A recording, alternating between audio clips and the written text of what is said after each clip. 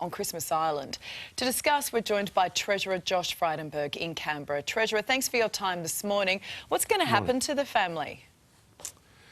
Well, the Minister will be making a detailed statement, but I can confirm that the reports that the family will be reunited on Australian shores is correct.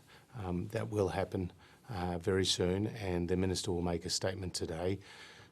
This has been a very difficult case. It's been protracted through the courts, but you also have to understand that Australia put in place a border protection policy because tragically more than 1,200 lives were lost at sea between 2008 and 2013, and obviously the policies that we put in place were designed to save lives and to bring some order to our borders.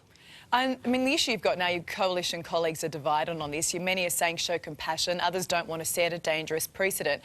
But at the heart of it, you've got two little girls who were born in this country. It's cost close to $7 million to keep them locked up.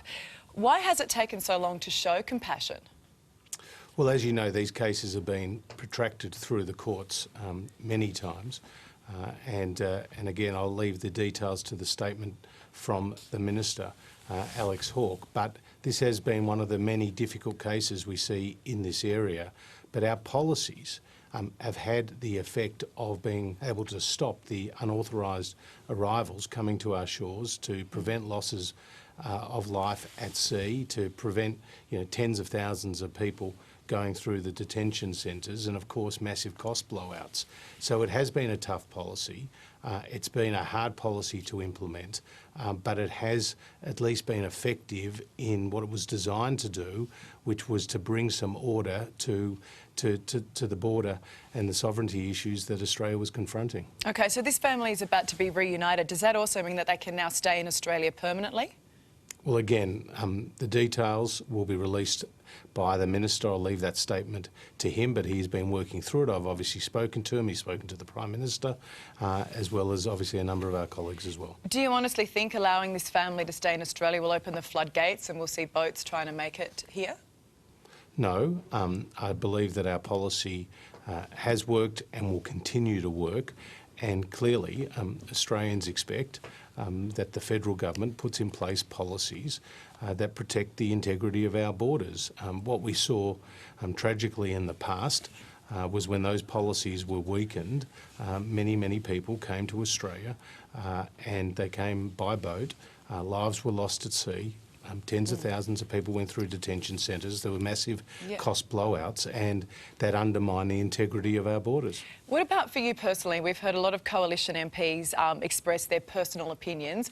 Would you personally like to see this family return to Biloela, the community where they've spent the past few years?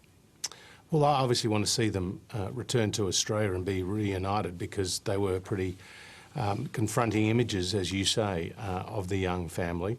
And of course, what we are seeking to do here with this announcement from the Minister is to bring the family together. It has gone on for a long period of time.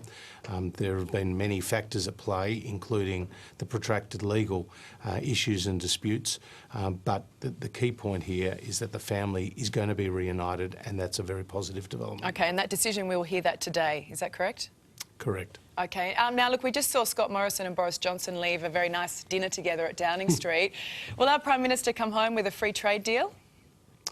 Oh, look, we're hopeful that those discussions have moved in the right direction. I spoke to the Prime Minister last night. I haven't spoken to him this morning. He's obviously been busy in his meetings, but he's pretty determined to advance Australia's interests with a free trade agreement with the United Kingdom. Dan Tehan's been doing some great work behind the scenes as the Trade Minister, and before him, Simon Birmingham. These are important issues for Australia because 1 in 5 Australian jobs relates to trade. We've been very successful in building our relationships with Japan, with Korea, multilateral agreements like the Trans-Pacific Partnership.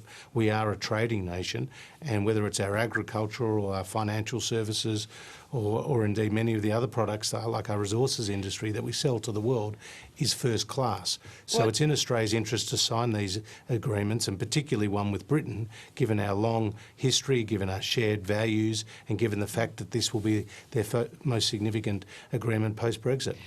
We're hearing this morning the UK wants to scrap the need for backpackers to do ag work in Australia. That would be a disaster for our farmers, wouldn't it? We already have a shortage. You're going to have to find them from somewhere else? Well, our backpackers, I think, love working on the farms, and I think it's good. It works both to the farmers' interests because they get some keen young people who are prepared to bend the back, so to speak, as well as young people coming to Australia and get to see Australian life, get to earn some money, and then travel more broadly around our great country. So would that be a deal breaker for you? Well, obviously, we want to see a continuation of backpackers from Britain or from indeed the rest of the world come to Australia and have the opportunity to work. I won't go into the specifics of those negotiations, but there's some of the issues that are being worked through. All right, it'll cause a problem for you if that then gets scrapped. But I mean, plenty of people from other places who'd be happy to come here and do that work, I imagine. Hey, what's happening with Victoria's vaccine supply? They don't have enough. Well, again, we've provided around 1.1 million doses of the vaccine. They've already delivered around 800,000, so there is some in store. If you are under the age of 50, you're now entitled to the Pfizer vaccine. I think one of the positive things that we've seen in a very bad and difficult situation in Victoria has been more people have shown a willingness to get the jab, and that's a good thing. The more people who get vaccinated, the less vaccine hesitancy out there, the better. So we've heard from the Health Minister that he continues to talk to his Victorian counterpart. Victoria again, says they don't have enough, Treasurer. We'll provide. Well, as more supply comes on, we'll provide that, but we've already provided 1.1 million doses, 800,000 are being delivered, so you do the maths. We've got a problem, though, when only 6 million people have had only part of their dose in Australia. It is moving at a snail's pace. Well, if you actually look at the most vulnerable cohorts, like the over 70s, Ali, you've seen more than 60% of those people get the jab. When it comes to the over 50s, more than 40% have received the jab. So we're focused on the more vulnerable cohorts, but again, the vaccination rollout is gaining pace. We've seen in the last 10 days more than 1 million jabs being distributed. That's also a positive development, and more people who get the jab, the better. But the good news for Australia is that not only in Victoria we've started to see restrictions ease, but our economy is going very strongly. Just last week, Ali, we saw Australia's AAA credit rating reaffirmed.